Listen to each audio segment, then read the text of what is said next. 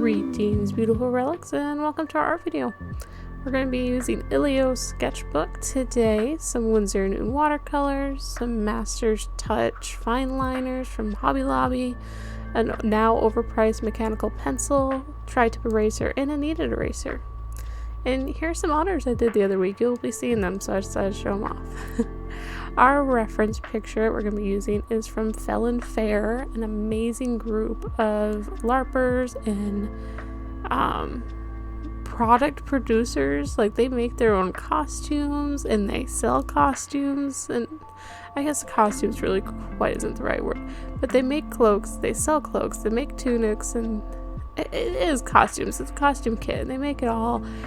And it's really cool because they also host this thing called Weekend Warrior, which I think is hosted down in South Carolina. I think. I could be wrong about my states. But anyway, it's a huge LARPing event that they host, and it looks really cool. And someday I would like to go, but I'm a little far away from that. But anyway, so this picture is from their felonfair.shop on Instagram. They're showing off this cloak, and when I saw it, I just really want to draw it. So here we are. Now we're about to throw away the tri-tip eraser and open up a new kneaded eraser. That is funny because I bought it a few months ago because I lost the one I had that was still unopened, and I just found that like last week after having opened this one. But yeah, this picture was fun to do. It took me less than an hour, and sorry about that little duplicate scene here because my video editor is being a pain, and honestly I don't want to re-edit this video for the 4th time because of that. But we're just gonna keep going. We're gonna pretend that never happened. The picture was fun to do. It was fairly simple because you really don't see much of her figure and stuff, but getting the arms and the head in correct perspective and stuff was fun, and the pose itself is just beautiful and majestic, and yeah, so I really like that. This pencil that I'm using, it's really funny. I made a comment about it being now overly priced because I think I bought it like 12-13 years ago from an art store that we no longer have here in my town, and I think I probably only spent maybe $3 or $4 on it. It's not a fancy pencil. Like, it literally is just a regular mechanical pencil. It's a little bit smaller than most, and it holds 0.3 lead. But now, if you look it up on Amazon, it is like $40-some for a set of 12. Which it sounds like, oh yeah, you're getting quite a few pencils, but for $40, that's stupid. Like, all you really need is one pencil and just refill it with lead, you know? But I rediscovered this pencil in one of my pencil cases a few weeks ago, and just fell in love with the size of the lead. I otherwise usually use like a 0.5 because I really don't like it being super thick, which is why I went back to my 0.3.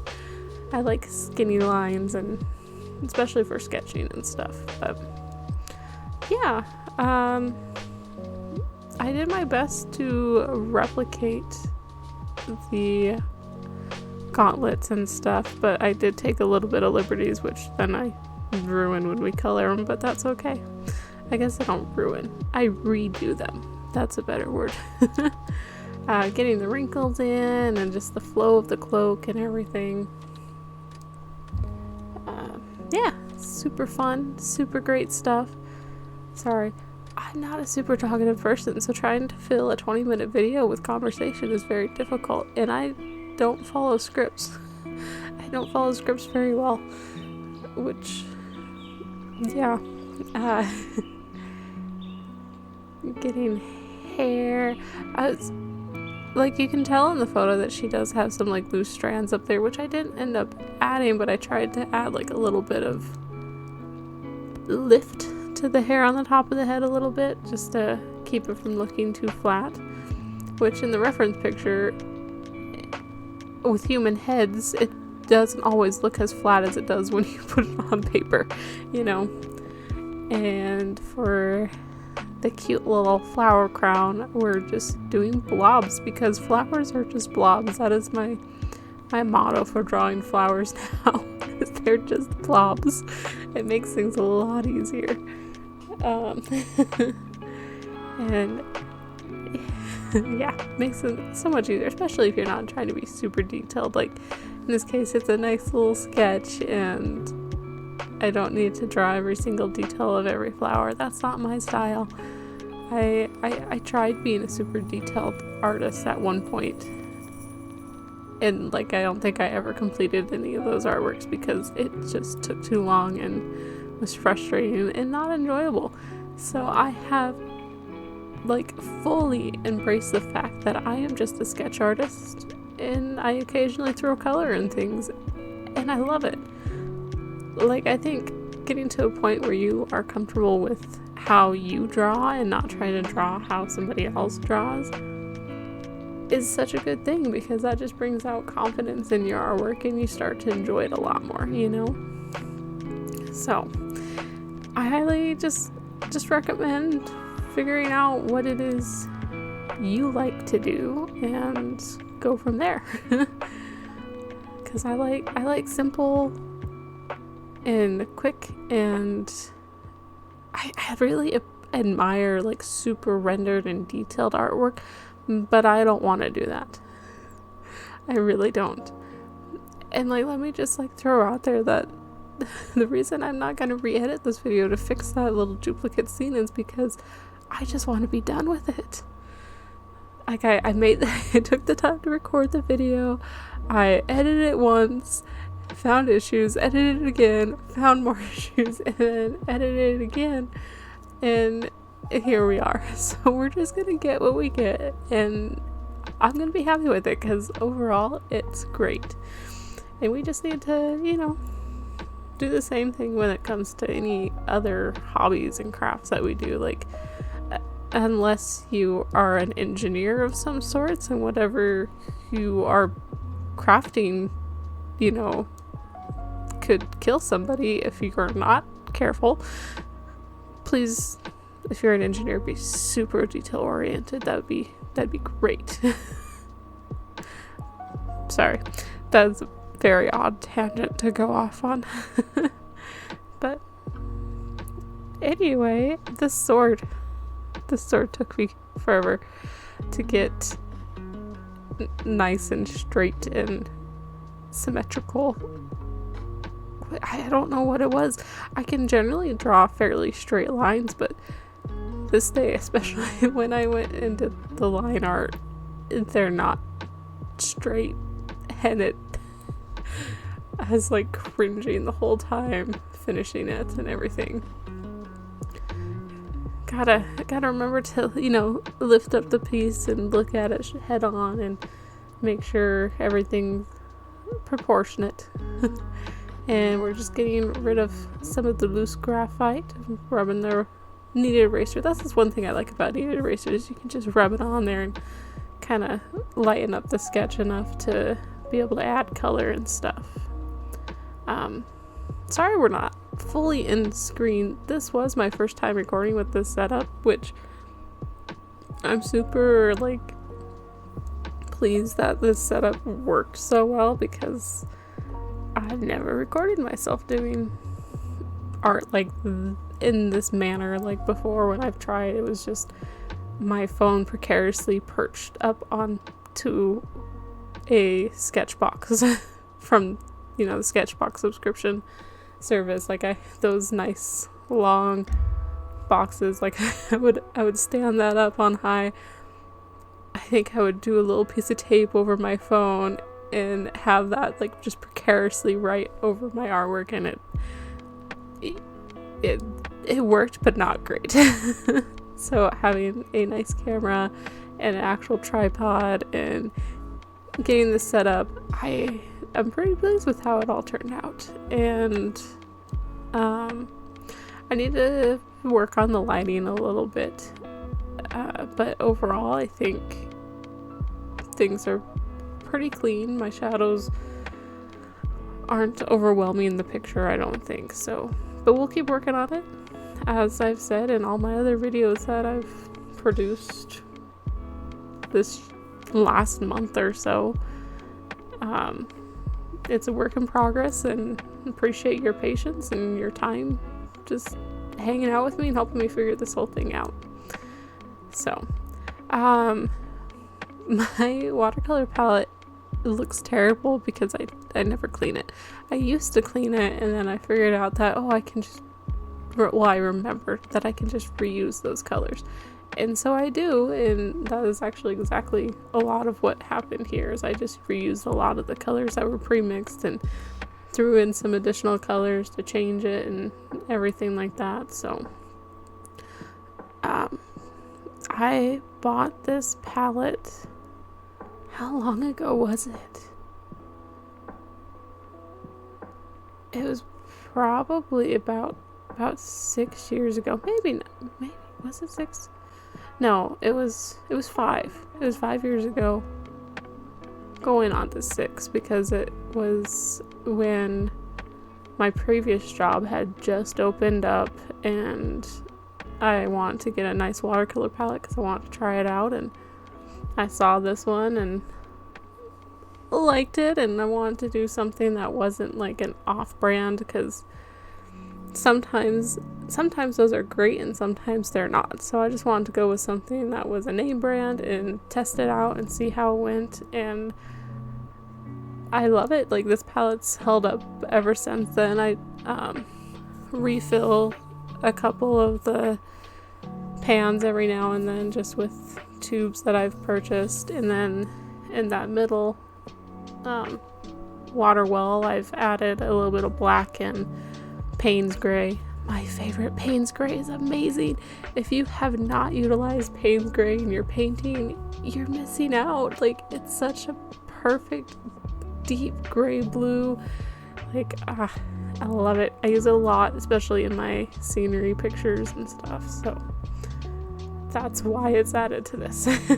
This isn't usually the palette that I utilize for my scenery pictures. I have a bigger palette that I put some tubes in too, and I use that with some more vibrant colors and stuff like that, because a lot of my scenery pictures are just like attempts at doing galaxies and nebulas and stuff like that, and some trees thrown in front of them, because that's realistic, you know.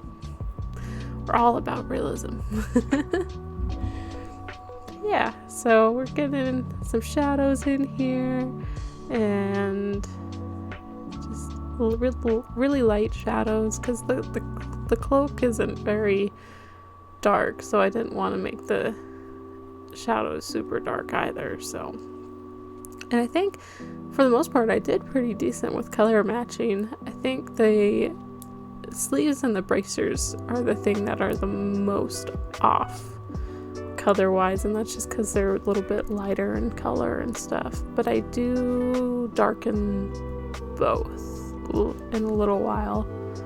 I really like how the hair turned out. Like, I had no idea what I was doing. I was literally just throwing in blobs of shadow, and I think it turned out really cool. Kind of keeps that slightly keeps a wavy feel to it, you know. And I took the reference picture down because I thought you guys might enjoy watching things get mixed and stuff like that. Like, when I watch other artists do stuff, that's something I really enjoy, is just seeing how their colors come about and everything like that. It helps you learn, you know, like what works with what, and like, such as what I'm doing here is I took that reddish brown, and I added some dark blue to it, and it made it a kind of a dark gray, you know. Just kind of learning about that stuff by watching other people is always good. I realized at this point that the hands actually had some guards on the back. What would those be called? I don't know. We'll look it up at another time, or you guys could let me know. But yeah, the bracers had the hand guards, the partial hand guards, and so I just threw that in there with the color, and it blended in nicely and stuff. Just adding a little bit of a bronzy color to the hilt and pommel of the sword, which I like that it's so subtle, like it doesn't stand out too much. And so see, we're taking our green and we're throwing a little bit of that muddy blue brown, and it just makes a very nice swampy river green, because lakes and rivers aren't blue like ocean water. They're definitely not. So just kind of getting that nice greenish brown tone for that. The Ilio sketchbooks for the most part hold up really great to watercolors, except for occasionally you get that shedding that is down in that bottom left, which I was trying to clean up a little bit with my cloth, but that's alright. At this point my camera was about to die, so I started panicking and very quickly throwing down, mixing up some green and throwing in some foliage. And I got that green by adding a little bit more of a reddish brown burnt sienna, because I just refilled that today. So we're just gonna really quickly throw in some foliage for the background and kind of frame our warrior gal. I really like this picture. Like, their photo quality is amazing. I highly recommend you go and check out their stuff, follow their Instagrams, check out their shops. I have a couple of their cloaks and they're really cool. I have yet to actually like wear them out of the house, outside of when I just first bought them. I kind of wore them in the house a little bit, but I'm going up to Alaska to visit my best friend real shortly, and I'm taking them with me. I am vacuum sealing those things and shoving them in my suitcase, and we're gonna do a little photo shoot, so that'll be so fun. I'm really looking forward to that.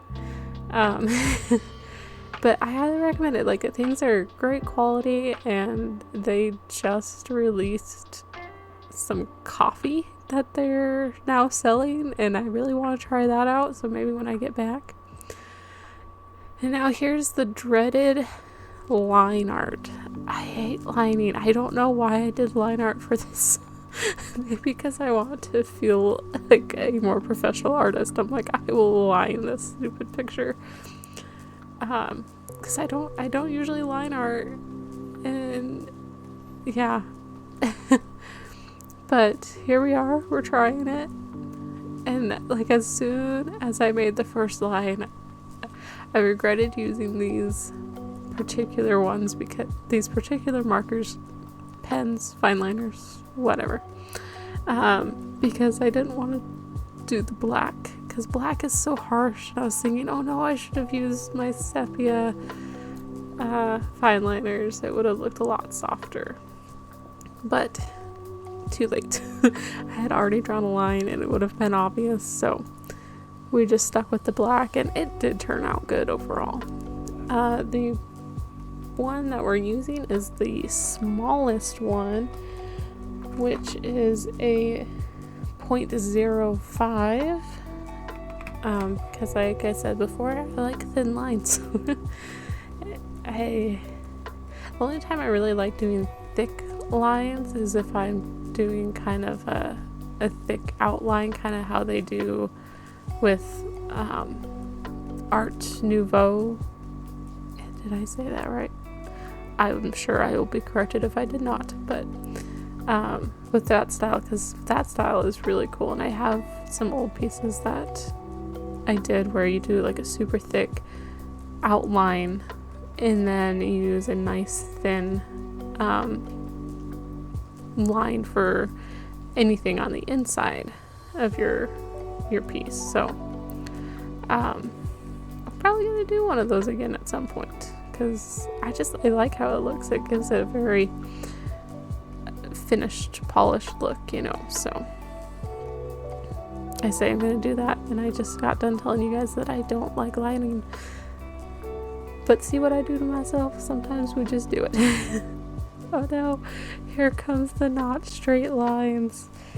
Oh, so for any of you curious, so these fine liners are the Hobby Lobby brand Master's Touch, and they actually work really well. I initially bought them just to test them out and see how well they did and how well they held up with watercolors or Copics on top of them, and the test that I did in this Ilio sketchbook, they did not bleed. So, and that was like real shortly after having put them down. So I highly recommend them. They're not super expensive. It was $16.99 for this set of 7. So that's not too bad at all. I switched to I think the 0.3 here to just add some thicker lines for a little bit of line weight difference, and my camera died.